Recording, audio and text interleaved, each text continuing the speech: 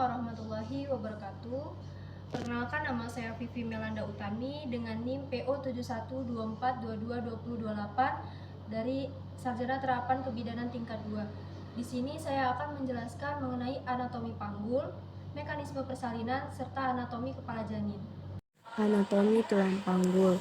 Tulang panggul terdiri dari 4 buah tulang. 2 tulang pangkal paha, os coccyx, dan 1 tulang congkang, os sacrum, dan 1 tulang ekor atau os coccygeus.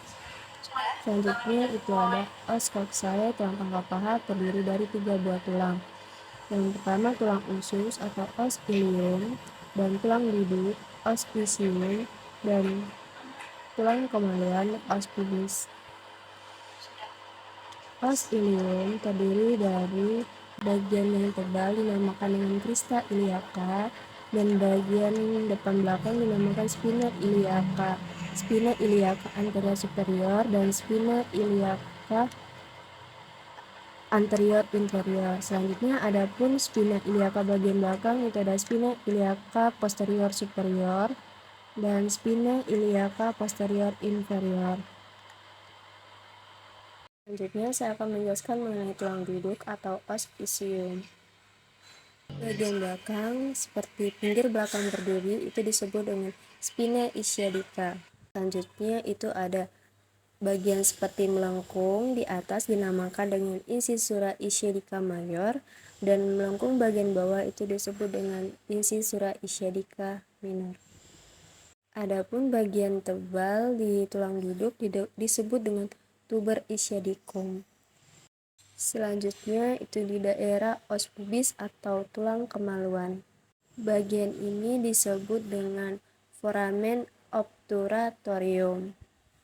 Selanjutnya ada bagian tangkai os pubis yang berhubungan dengan os ilium yang disebut dengan ramus superior ossis pubis, dan bagian yang bawah itu disebut dengan ramus inferior os pubis, dan bagian ini disebut dengan arcus pubis, yaitu tulang kelangkang atau yang bisa disebut dengan os sacrum. Bagian ini disebut dengan promontorium, di mana bagian atas os sacrum yang berhubungan dengan ruas lumbal 5 menonjol ke depan, dan bagian lubang ini disebut dengan foramina sacralia anteriora, dan bagian tengah ini terdapat cuat-cuat duri yang disebut dengan crista sacralias, dan bagian yang terakhir disebut dengan tulang tungging atau os coccygeus yang berbentuk segitiga dan terdiri dari 3-5 ruas tulang yang bersatu. Pada persalinan, ujung tulang tungging dapat ditolak sedikit ke belakang hingga ukuran pintu bawah panggul bertambah besar. Mekanisme persalinan. Engagement. Kepala janin memasuki pintu atas panggul. Dengan kontraksi, kepala akan terus menurun, yang dimana keadaan ini disebut descent. Pada saat posisi turun, posisi sagituranya melintang dan sejajar dan sumbu jalan lahir, yang disebut synclitismus. Jika kepala janin mendekati arah promontorium, maka ini disebut dengan asynclitismus. Apabila kepala janin mendekati simfisis, ini disebut asynclitismus posterior. Fleksi. Ketika kepala janin mendekati HOT3 atau mendekati spina ischiadica dan menyesuaikan jalan lahir, maka kepala bayi akan melakukan fleksi, di mana fleksi itu merupakan bagian dagu janin mendekati dada janin. Dengan adanya kontraksi tadi, janin akan terus terdorong turun yang merupakan gerakan di mana occiput berhimpit, yang dimana peristiwa ini terhambat oleh coccygeus. Maka terjadilah putaran paksi dalam, karena ini sekaligus menyesuaikan jalan lahir. Setelah paksi dalam selesai, kepala janin akan ekstensi yang merupakan gerakan kebalikan dari fleksi. dagu mendekati dada janin, sedangkan ekstensi adalah dagu menjauhi dada janin. Setelah peristiwa ekstensi, kepala janin akan lahir, yang kemudian akan terjadi putar paksi luar.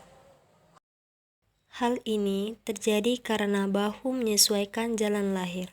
Setelah itu, maka terjadilah gerakan ekspulsi, yang mana janin akan lahir seluruhnya. Baiklah, di sini saya akan menjelaskan mengenai anatomi kepala janin.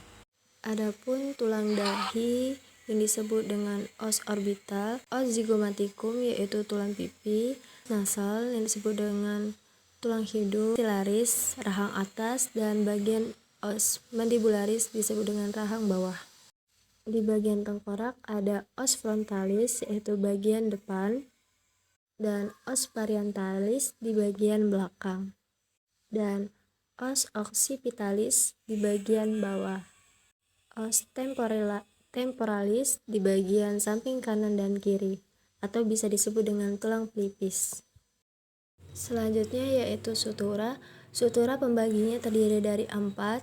Yang pertama itu ada sutura frontalis yang dimana yang memisahkan antara frontal kanan dan kiri, dan sutura sagittalis yang memisahkan parietal kanan dan kiri, dan sutura coronaria yang memisahkan antara frontal dan parietal. Dan ada sutura lamboidea yang dimana memisahkan antara parietal dan occipital. Dan bagian ubun-ubun besar atau ubun-ubun mayor yang dimana membentuk seperti segi 4 yang terletak di bagian atas, dan ubun-ubun kecil atau ubun-ubun minor yang terletak di belakang yang berbentuk seperti segitiga. Baiklah, sekian penjelasan dari saya. Terima kasih.